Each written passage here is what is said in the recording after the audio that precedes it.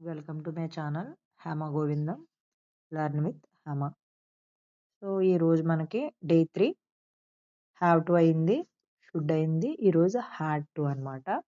So had to అనేది ఏ సందర్భాల్లో మనం ఉపయోగిస్తాము అంటే గనక గతంలో మనం చేయాల్సి వచ్చిన పనుల కోసం ఉపయోగిస్తాం అనమాట. అంటే ఏంటి, మనకి ఇష్టం లేకపోయినా బలవంతంగా అయినా కూడా కొన్ని పనులు చేయాల్సి వస్తుంది కదా.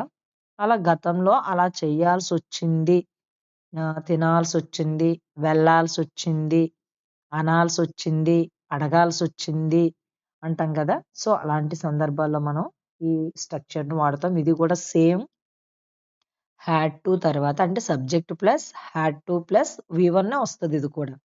నువ్వు చెప్పినవన్నీ కూడా వి1 పెట్టి ఉపయోగించాల్సిన సెంటెన్సెస్ అన్నమాట ఇవన్నీ కూడా. ఇక్కడ చూసుకున్నట్లయితే చూడండి, ఇక్కడ ఉదాహరణగా మీకు తెలుగులో కూడా ఇచ్చాను. I had to finish my homework. అంటే వాడికి ఇష్టం లేకపోయినా కూడా నేను నా హోంవర్క్ పూర్తి చేయాల్సి వచ్చింది. ఎందుకంటే టీచర్స్ కొడతారు కాబట్టి. Next, she had to go to school early. ఆమె పాఠశాలకు ముందుగానే వెళ్ళాల్సి వచ్చింది. Next, he had to help his father.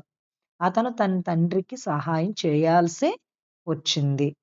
ఇక్కడ చూడండి, I, she, he, we, they ఉంది కదా. సో మనకేంటంటే గనక ఇందులో దేనికైనా హ్యాడ్ టు మాత్రమే యూజ్ చేస్తాము. అదే మనకి ఈ షీట్ అయితే హ్యావ్ టు సెంటెన్స్‌లో అయితే గనక మనం హ్యాజ్ టు వస్తది.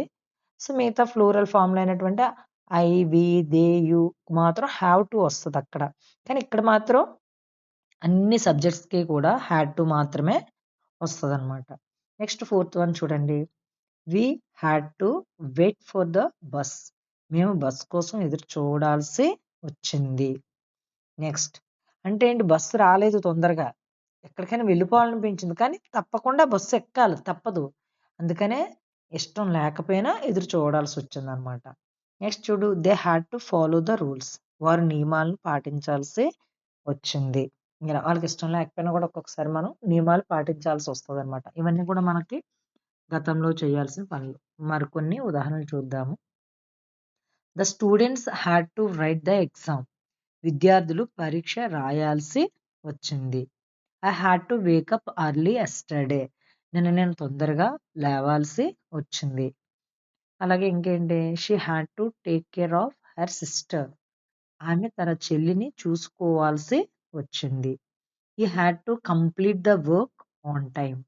అతను పనిని సమయానికి పూర్తి చేయాల్సి వచ్చింది. అంటే వాళ్ళకి ఇష్టం లేకపోయినా. ఇక్కడ చూడు ఏడోది, had to write the exam. విద్యార్థులు పరీక్ష రాయాల్సి వచ్చింది. అంటే వాళ్ళకి ఇష్టం ఉన్నా లేకపోయినా ఆ టైంకి ఆళ్ళు ఎగ్జామ్ రాయాల్సి వచ్చిందనమాట. అలాగే నేను ఏదైనా పని ఉంటది. వాళ్ళ మదర్ తొందరగా లేపుంటుంది. అందుకే ఇష్టం లేకపోయినా గుడికెళ్దాం 4 గంటలకంటే ఏం చేయాల్సి వచ్చింది? నేను తొందరగా లేవాల్సి వచ్చింది. అంటే had to wake up early yesterday అనమాట అలా. అలాగే ఇంకేంటి, ఎప్పుడైనా మదర్ గాని, ఫాదర్ గాని బయటకి వెళ్ళినప్పుడు వాళ్ళ సిస్టర్‌ని చూసుకో అమ్మ అంటారు. తనకి ఆడుకోవాలని ఉన్నప్పటికీ కూడా తనకిష్టం లేకపోయినా తన సిస్టర్‌ని చూసుకుంటది. అలాంటి సందర్భంలో she had to take care of her sister. ఆమె తన చెల్లిని చూసుకోవాల్సి వచ్చింది. అలాగే మనకెవరైనా విజిటింగ్‌కొస్తున్నారు, ఎవరైనా ఆఫీసర్స్ వస్తున్నారు అంటే గనక మనకిష్టం ఉన్నా లేకపోయినా పనంతా పూర్తి చేసేస్తూ ఉంటాం. అలాంటి సందర్భాల్లో he had to complete the work on time. అతని పనిని సమయానికి పూర్తి చేయాల్సి వచ్చింది. ఇలా ఏంటంటే గనక గతంలో మనకిష్టం లేకపోయినా మనం కొన్ని కంప్లీట్ చేసేటువంటి యాక్షన్స్‌ని ఇలా చెప్తామనమాట. Subject plus had to plus V one వాడతామనమాట. సో అలాంటి సందర్భాల్లో ఈ వాక్యాలు ప్రాక్టీస్ చేయండి. అయితే మీరు నేర్చుకున్నప్పుడు ఏం చేయాలి అంటే డే 1 హ్యావ్ టు చెప్పాను. సో ఏంటి, రావాలి, వెళ్ళాలి. డే 2 షుడ్ చెప్పుకున్నాం మనం. ఇప్పుడు హ్యాడ్ టు. ఇవేంటంటే గనక నేర్చుకున్న తర్వాత సో మీరు ప్రతిరోజు ఏంటంటే ఇవి డైలీ లైఫ్‌లో ప్రాక్టీస్ చేసేయాలి. అలా ప్రాక్టీస్ చేస్తే గనక మనకు చాలా ఈజీగానే ఈ సెంటెన్సెస్ అనేవి వస్తాయన్నమాట. ఓకే వ్యూయర్స్, మీకు నచ్చినట్లయితే లైక్ చేయండి, సబ్స్క్రైబ్ చేయండి, అలాగే షేర్ కూడా చేయండి. Thank you.